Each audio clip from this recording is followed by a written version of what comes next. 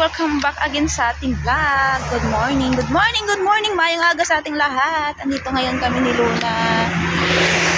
Ayan, lalakad na naman kami ulit. Pero ngayon yung destination namin hindi doon sa Paksyawan. Pupunta kami sa may sa dati namin pinupuntahan doon malapit sa may Lion Park. Ilakad ko muna si Luna na medyo mag-long walk muna kami ngayon. Ayan, para sige na.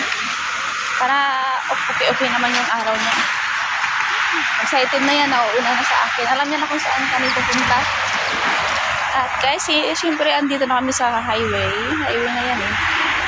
Patayin ko muna ang cellphone and bye! See you na lang sa update. At ito na nga, andito na kami sa tabi ng highway. Ito kung dahilan kung bakit hindi ako nasa-cellphone sa tabi ng highway. Hi guys! Welcome back again. At ito na nga, sabi ko, dito kami maglalakad. Diyan paakyat kami lalakad. Maganda dito kasi wala masyadong dumadaan sa sasakyan. Kasi yung road na to ay private. Mas konti-konti lang. Yan na si Luna. Akyat kami doon sa taas. Tara na Luna. Let's go!